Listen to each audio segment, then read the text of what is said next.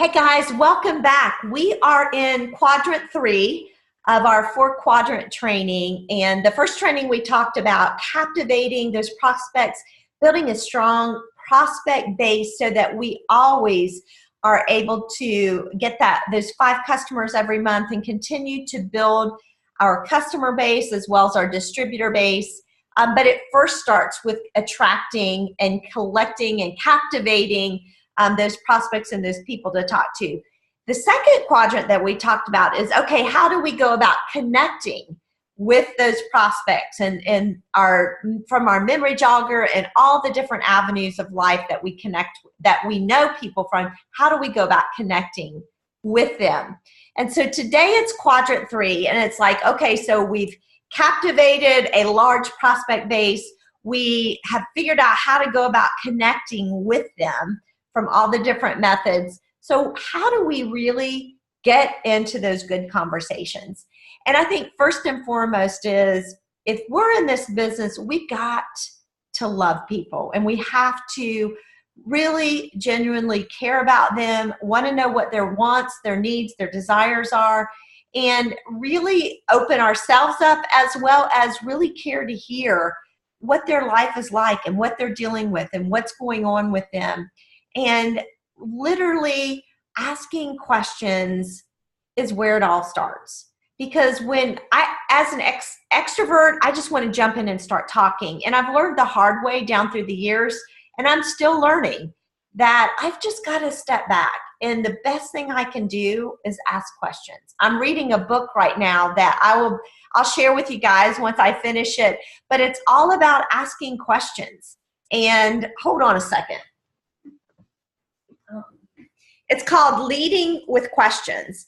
And I'm telling you, this book is really giving me a lot to think of. And by reading it, it's keeping me asking those questions top of mind. So how do we begin? First of all, everyone loves stories. I like to hear stories. I like to tell stories. I like to repeat stories. Everybody loves stories. And if you really, a lot of you guys are younger, but if you're my age or close to it, if you've watched, the books that are hitting the market anymore are totally different than the books when I was in my 20s and 30s. And when I was in my 20s and 30s, it was all these how-to books, step-by-step, very methodical. But now, even in my kids' textbooks and what they're learning and what they're reading, it's all stories. And why is that? It's because we connect with stories. We don't forget stories. We can relate to stories. And so the best thing we can do is to listen to other people's stories, as well as be vulnerable and share our own stories. And so usually when I'm meeting someone new or in a conversation, a lot of times I'll just say, so tell me your story. It may be, tell me about what you do. I love hearing what people do for a living and how they got into it. I literally had this conversation with a neighbor who stopped by my house this morning. I said, so tell me, did you grow up in Georgia, or where did you grow up from? She said, I grew up in Ohio. I'm like, oh my gosh, so did I. And I said, where'd you go to college? She said, I went to Ohio State. I'm like, oh my gosh, I've got all my cousins went to Ohio State. And, instantly it made a bond, a connection between us, that right off the bat, there was a connection. It's by hearing someone's story and you telling your story, there a trust begins. And then I asked her what her major was and what she started out working. And just hearing her story on so many levels, we began connecting.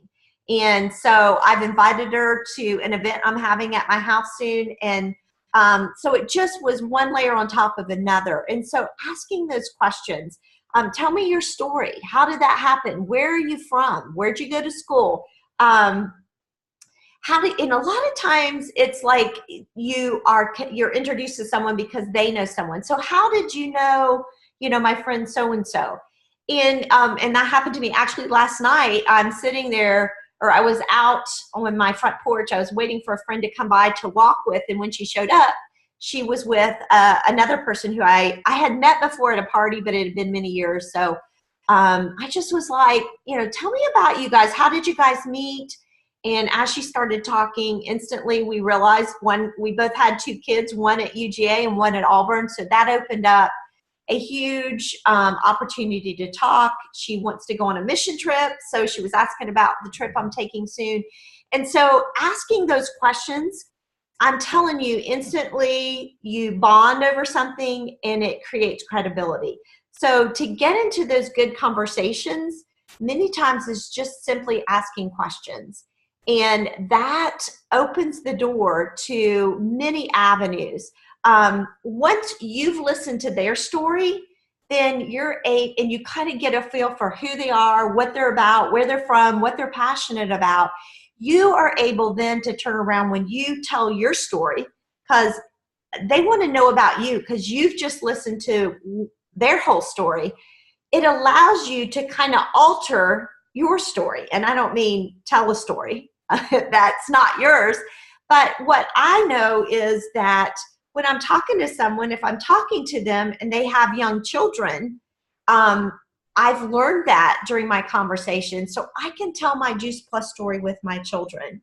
The other day I went with Sandy Horn to do an event at an assisted living. And as I'm standing there talking, you know, a couple days prior, I'd done an event and I'd shared my story and it was all kind of about my kids, because that is part of why I got started on Juice Plus. But I'm looking at people who are 70 plus and I'm thinking, okay, they're not going to want to hear the story about my 1-year-old and 3-year-old not wanting to eat and where Juice Plus played a role. That really is not going to be interesting to them.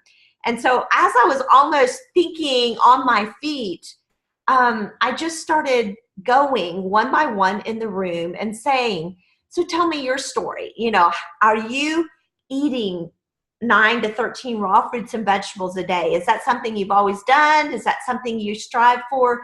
And just asking those questions. And I'm telling you what, it was such a change when I started taking an interest in each and every one of them and having those conversations, even though it was from the front of the room. And it really once again reminded me that if we want to get into some Juice Plus conversations, it really starts by getting to know people. And as we get to know them, then we're going to know what story to tell. And as I was talking to them, instantly I was able to start sharing my dad's Juice Plus story. And that's what you're going to find is as you ask questions and find out what their needs are, I guarantee you're going to have customers who've dealt with their issues, someone in your family, someone you know, and what you're doing is looking for a way to connect with them. Once you make that connection and build that credibility, then someone's going to be open to hearing about Juice Plus and to hearing your Juice Plus story. And then you can ask questions. Does that make sense? Is Juice Plus something that you think you would benefit from? Are you able, if you could, would you eat 9 to 13 raw fruits and vegetables? And why is that? And sooner or later, literally by asking those questions, you're able to alter your story. And then to take it in that next step further, you're able to ask questions that are meaningful to them. And you can really get to the bottom of what is it that's important to them and where they want to go with their health. So ask questions, listen to stories, ask deeper questions once they've shared their story to clarify and to know exactly which way to go and which story to tell. We all have lots of Juice Plus stories.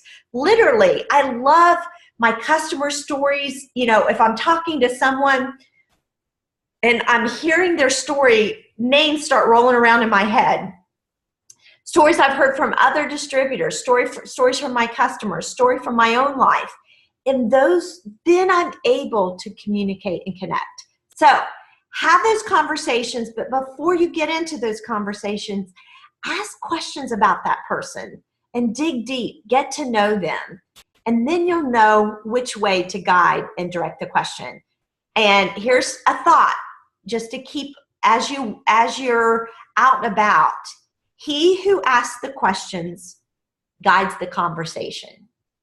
Have a great time having impactful conversations this week.